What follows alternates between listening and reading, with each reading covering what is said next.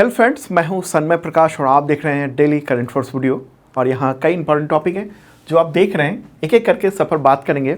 इसके अलावा भी कई और मुद्दे हैं, तो शुरू करते हैं दोस्तों बिना देर के हुए। और हाँ, एक रिमाइंडर आपको, 5 नवंबर की सुबह 11 बजे संडे का दिन है, मैराथन वीडियो आ रहा है, देखिएगा ज़रूर। अगर आप तब किसी भी एग्जामिनेशन की तैयारी कर रहे हैं तो बहुत ही इंपॉर्टेंट होगा। इस साल का अब तक का टोटल करंट अफेयर्स यहाँ पर एक साथ मैराथन वीडियो दिया जाएगा। कब? 5 नवंबर की सुबह 11 बजे। ओके, और आप रिमाइंडर भी लगा सकते हैं, उसका लिंक मैंने इस वीडियो के डिस्क्रिप्शन में दे दिया है। तो पहला क्वेश्चन लेते हैं आज के इस करंट अफेयर्स का। WHO यानी वर्ल्ड हेल्थ ऑर्गेनाइजेशन के दक्षिण पूर्व एशिया के रीजनल डायरेक्टर कौन चुनी गई हैं? क्या नाम है इनका? आंसर होगा इसका साइमा वाजेद। क्या नाम है? साइमा वाजेद। वो कौन है? बांग्लादेश की जो प्राइम मिनिस्टर है शेख हसीना, उनकी बेटी हैं ये। ठीक है, न्यूज़ भी आप देख रहे हैं और ये रहा फोटोग्राफ इनका। और इससे पहले यहाँ पर डॉक्टर पूनम खेतपाल सिंह जो भारतीय हैं, रीजनल डायरेक्टर, लेकिन अब उनका टर्म समाप्त होने वाला है। और हालांकि ये टर्म जो है ना इनका 1 फरवरी 2024 को समाप्त होगा, तो उसी के दौरान साइमा वाजेद जो हैं वो पदभार ग्रहण करेंगे। तो ये जो इलेक्शन हुआ, चुनाव हुआ, WHO की जो 76 सत्र हुआ, जो आयोजन हुआ, उसी के दौरान ये सिलेक्शन हुआ है या इलेक्शन हुआ। ओके, तो महत्वपूर्ण बात है। यहाँ पर एक कुछ और क्वेश्चन भी बनता है कि अगर आपसे सवाल हो कि WHO की जो साउथ ईस्ट एशिया रीजन की जो रीजनल डायरेक्टर हैं वो पहली महिला कौन है, तो वो हैं डॉक्टर पूनम खेत्रपाल सिंह जो अभी हैं, और सेकेंड वुमेन हो जाएंगी ये, ओके, साइमा वाजेद। तो बात है रही WHO की, तो उसके डायरेक्टर जनरल कौन है? Tedros Adhanom Ghebreyesus. मुख्यालय जिनेवा स्विट्जरलैंड में है। ठीक है, और आप सोच रहे होंगे क्या मतलब हुआ इसका, साउथ ईस्ट एशिया रीजन। देखिए, WHO ने अपने पूरे व्यवस्था को अलग अलग रीजन में बांट दिया है। तो उसमें साउथ ईस्ट रीजन है जिसमें इंडिया और आसपास के कुछ देश होते हैं। ठीक है, चलिए आगे बढ़ते हैं, अगला क्वेश्चन लेते हैं। चौथी बार स्लोवाकिया के प्राइम मिनिस्टर कौन बने हैं? लगातार चौथी बार नहीं बने हैं, मतलब 3 बार पहले रह चुके हैं, बीच में कोई और था और अब चौथी बार बने। आंसर का इसका रॉबर्ट फिको। ठीक है, क्या नाम है? Robert Fico. और ये देख रहे हैं आप न्यूज़, इसकी अंतर्राष्ट्रीय चर्चा है, इसकी वजह भी है, आगे बताते हैं। तो ये जान ले कि इससे पहले कब कब वो वहाँ के प्राइम मिनिस्टर रह चुके हैं। 2006 से 2010 तक और 2012 से 2018 तक।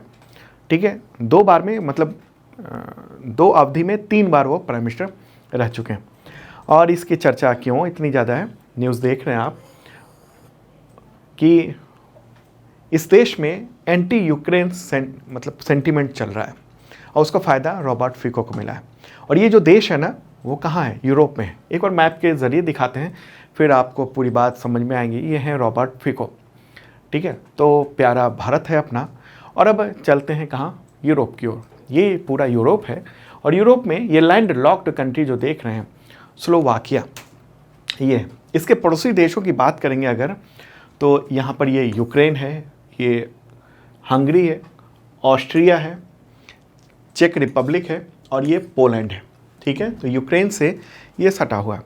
और रॉबर्ट फिको को रूस का समर्थक माना जाता है और अपने चुनाव प्रचार के दौरान भी उन्होंने ऐलान किया था कि अगर उनकी सरकार बनी तो यूक्रेन को जो सैन्य मदद दे रहे हैं, यहाँ से स्लोवाकिया से जो सैन्य मदद मिल रही है, उसको बंद कर देंगे। और उस पर अब प्राइम मिनिस्टर बनने के बाद वो कदम उठा चुके हैं।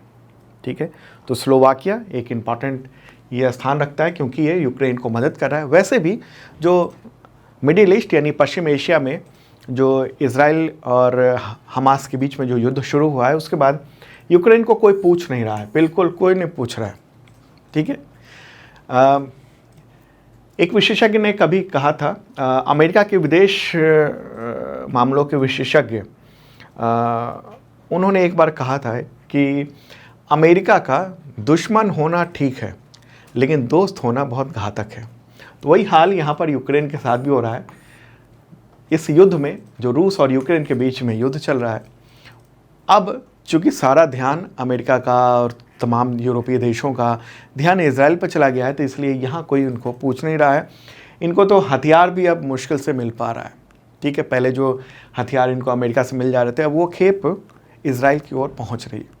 ठीक है, तो इस वजह से ये स्लोवाकिया, जो कि अंतर्राष्ट्रीय जगत में चर्चा का विषय है, इसलिए मैंने इतना बताया। यहाँ के जो प्रेसिडेंट हैं वो जुजान कापुतोवा है। ओके, राजधानी जो है स्लोवाकिया की वो है ब्रितिस्लावा, मुद्रा यूरो है, लैंड लॉक्ड कंट्री है ये। ओके, और इसके नए प्राइम मिनिस्टर कौन चुने गए हैं? रॉबर्ट फिको नाम है उनका। आगे बढ़ते हैं, अगला क्वेश्चन लेते हैं। और हाँ, अंतर्राष्ट्रीय मुद्दों से रिलेटेड ना मैप वैप से रिलेटेड क्वेश्चन आते हैं, इसलिए मैं पूरा ये इस तरीके से बताता हूँ। तो अगला क्वेश्चन लेते हैं, और पसंद आए तो लाइक बटन जरूर दबा देना आप।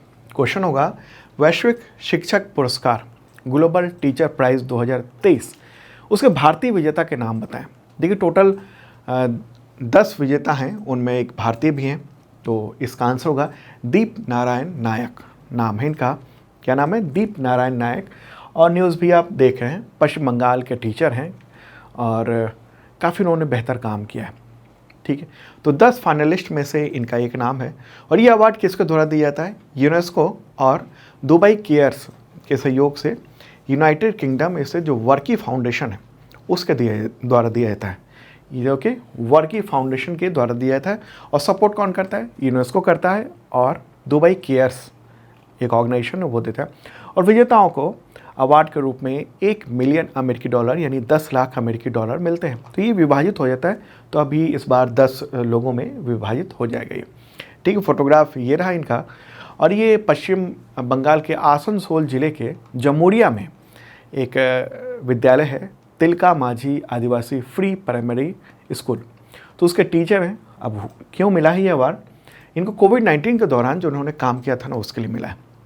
हुआ ये कि कोविड-19 के दौरान तो स्कूल बंद हो गए थे और क्लासेस ऑनलाइन हो गई थी, लेकिन वो गरीब बच्चे जिनके पास फ़ोन नहीं है, जिनके माता पिता के पास या बहुत बेसिक फ़ोन है, या उनके पास फ़ोन भी है तो बच्चे कई हैं, तो वो पढ़ नहीं पा रहे थे। तो इन्होंने क्या कर दिया, इन्होंने सड़क पे ही जो घरों की दीवारें हैं ना, उसको ही स्कूल का बोर्ड बना दिया, ब्लैक बोर्ड बना दिया। और इनको पश्चिम बंगाल में, फिर पूरे देश में टीचर्स ऑफ द स्ट्रीट के नाम से जाना जाने लगा था। और ये बात जो है ना, वो अंतर्राष्ट्रीय जो पुरस्कार है ग्लोबल टीचर्स प्राइज़ 2023, उसके लिए एक महत्वपूर्ण पॉइंट साबित हुआ। और इसलिए भारत में जो भारत के इस टीचर को ये मिला। देखिए, बाकी लोग तो जो थोड़े भी थोड़े भी पैसे वाले हैं, उनको तो बच्चे ऑनलाइन पढ़ रहे थे, लेकिन वंचित समुदाय के जो बच्चे थे, जो आर्थिक रूप से बहुत ही ख़राब स्थिति है, उनके लिए पढ़ना मुश्किल था, और उनमें इन्होंने ये काम किया। ये देखिए फोटोग्राफ उस वक्त का। तो जो टॉप 10 विजेता हैं उन सब के नाम भी देख लेते हैं।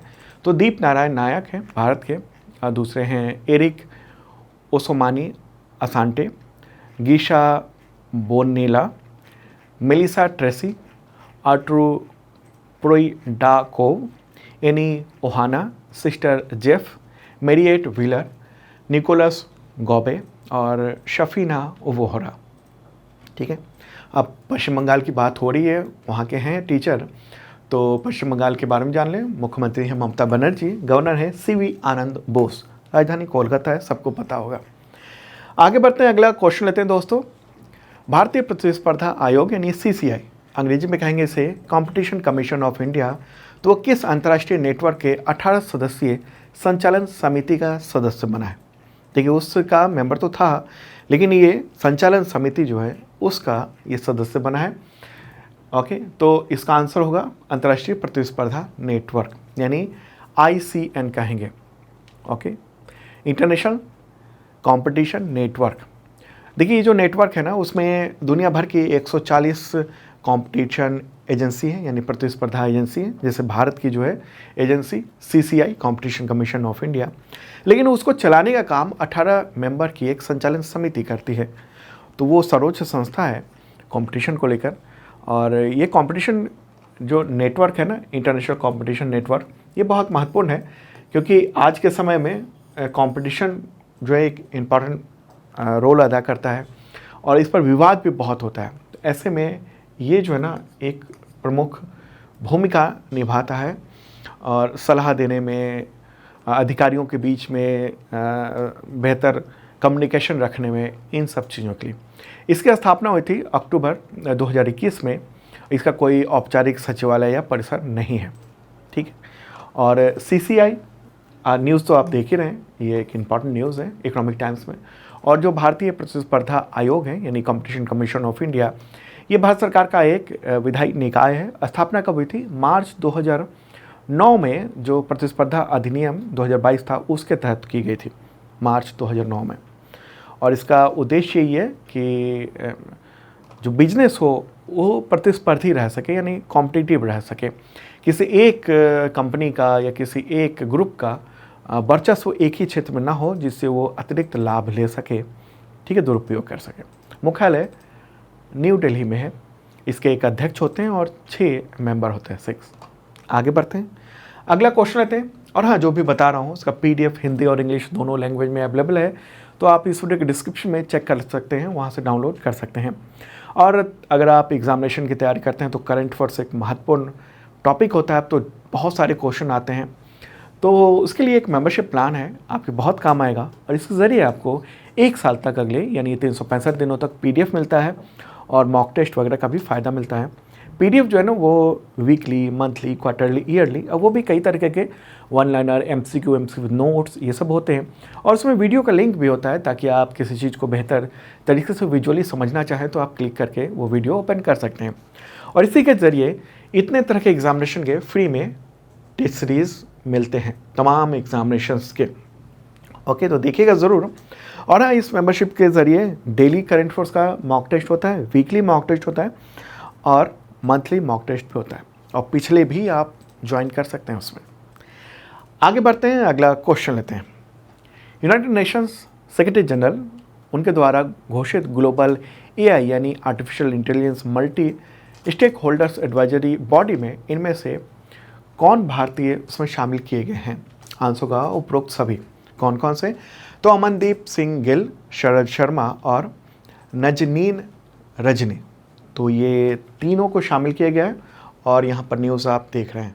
तो अमनदीप सिंह गिल जो हैं वो आई स्पिरिट एक फाउंडेशन है, उसके सह संस्थापक हैं।